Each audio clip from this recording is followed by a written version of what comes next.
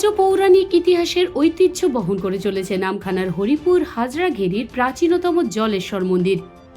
LP jewellers, Kakdwip পূর্ব বাজার post অফিসের সামনে। প্রতি বছর শিব চতুর্দশীর দিন এই মন্দিরে মহা সমারোহে পুজোর আয়োজন করা হয়। দূর দূরান্ত থেকে ভক্তরা আসেন পুজো দিতে। জানা গিয়েছে অতীতে সুন্দরিকা নদীর কূল ছিল জঙ্গলে ভরা। সেই সময় এই এলাকায় খুব কম সংখ্যক মানুষ বসবাস করতেন। তাঁদের মধ্যেই এক বয়স্ক বৃদ্ধা স্বপ্নাদেশ পান। তিনি স্বপ্নে দেখেন গ্রামের শেষ প্রান্তে নদীর কূলে একটি বানি গাছ রয়েছে। সেই গাছের গোড়ায় একটি ছোট্ট গর্তও রয়েছে। সেখানে সারাক্ষণই জলের বুদবুদ ওঠে। ওই স্থানেই জলেশ্বর দেবতা রয়েছেন। সেখানে পূজার্চনা করলে গ্রামের সবার মঙ্গল হবে। পরের দিন সকালে তিনি এই স্বপ্নের কথা গ্রামবাসীদের জানান। এরপরই গ্রামবাসীরা ওই স্থানে গিয়ে বিস্ময়ে এই দৃশ্য লক্ষ্য করেন। তারপর থেকেই ওখানে শুরু হয় পূজার্চনা। 100 বছরেরও বেশি সময় ধরে সেই পুজো আজও চলে আসছে। এখনো ওই গর্তটিকে কুণ্ডলী আকারে তৈরি করা হয়েছে। এই কুণ্ডলী থেকে আজও জলের বুদবুদ ওঠে। এলাকাবাসীর বিশ্বাস, এই মন্দিরে দেবাদিদেব জলেশ্বর রূপ নিয়ে অবস্থান করেছেন। স্থানীয় সূত্রে জানা গিয়েছে, মন্দিরের ভেতরে অবস্থিত কুণ্ডলীটির গভীরতা রয়েছে প্রায় 30 ফুট। 15 ফুট জলের নিচে রয়েছে শিবলিঙ্গ। প্রায় 100 বছর আগের ঘটনা ছিল এটাই যে এখানে তখন কিছু কিছু জায়গায় জঙ্গল টাইপের, বন টাইপের ছিল। সেখানে একটা বানি গাছই ছিল। এই বানি গাছের গোড়ায় আমরা যেটা শুনেছি বাবা ঠাকুরদার কাছ থেকে, সেটা হচ্ছে ওই বুদবুদ করে একটা বুদবুদ করে জল থেকে উঠতো। সেখান থেকে কিছু আমাদের গ্রামীণ তৎকালীন সময়টা ওনারা নেই, চলে গেছে। তিনি যে ছিলেন, সে দেখলো যে বুদবুদ করে উঠছে, তাহলে এখানে কিছু একটা আছে।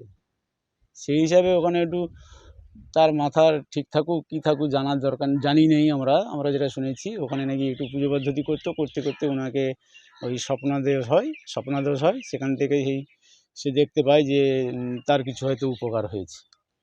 তা এবং গ্রামের তৎকালীন সময়টা বহুত লোকেরও এই থেকে উপকার হয়েছে। সেই থেকে ওনাকে বলেছে তাহলে আমার নাম হচ্ছে এই নাম বললো যে আমার নাম জলেশ্বর হিসাবে ডাকবে। সেই দিন থেকে জলেশ্বর হিসাবে পরিচিত। আর যিনারা ছিলেন তারা ওইখানটায় পুজো পদ্ধতি, গ্রামীণ পর্যায়ে পুজো পদ্ধতি আরম্ভ করলো, আর সেটা এখন পর্যন্ত সেই হিসাবে চলে এসেছে। মন্দিরটা জল টল আনতে যাওয়া হয়। তারপরে এখানে যে পুজো দেয়, যে মানসিক করে সে মানসিক তার পূর্ণ হয়। এই জন্য তারা সবাই আসে এখানে জল টল আনতে যাওয়া হয় বকখালি। কত বছর ধরে চলছে মনে হচ্ছে পুজোটা?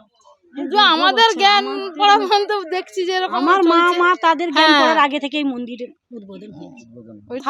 আমাদের এখন সারা রাত জায়গা দেখুন, এখানে জেগে থাকে, যাত্রা হয়, অনুষ্ঠান হয়। এই মন্দিরটা এর সৃষ্টি হয়েছে, ওইখানটা বানি গাছ ছিল, তার মুড়া একটা ছিল, সেই একটা গর্ত মতো ছিল। আমাদের ওই পাড়ার একদম বয়স্ক বুড়িমা, সে এসে দেখলো যে এটি, তবে সেটি পূজা করতে লাগলো। পূজা করতে করতে অনেকের অসুখ সুস্থ হলো জল খেয়ে। সেই থেকে এইখানটা মন্দির তৈরি করলাম আমরা গ্রামের মানুষ, এবং আমরা এটাকে জলেশ্বর, সে বুড়িমা বললো জলেশ্বর নাম দিতে হবে, জলেশ্বর মন্দির বলে প্রতিষ্ঠা করা হলো। এবং 83 সালের বন্যায় সেই মন্দিরটা আবার ভেঙেও গেল। 83 সালের বন্যায় এমনভাবে হয়েছিল, ভেঙে যাওয়ার পরে এটা তো মন্দির তো 3-4 বছর করা হয়েছে, নাহলে সে মন্দির এমনি ছিল। এবং অনেকের অসুখ বেসুখ ভালো হয়েছে, তারা মানসিক করে দিয়ে। নামখানা থেকে Bishwa Samachar news team. Kiranmoy steel furniture and bedding stores. আমাদের শোরুমে অত্যাধুনিক ডিজাইনের বিভিন্ন মডেলের বিভিন্ন কোম্পানির স্টিল আলমারি, সোফা, চেয়ার, টেবিল ও বিভিন্ন আসবাবপত্র এবং বেডিং এর সমস্ত দ্রব্য পাওয়া যায়। যোগাযোগের ঠিকানা কাকদ্বীপ, রথতলা, দক্ষিণ 24 পরগনা। Mobile number 8637565633।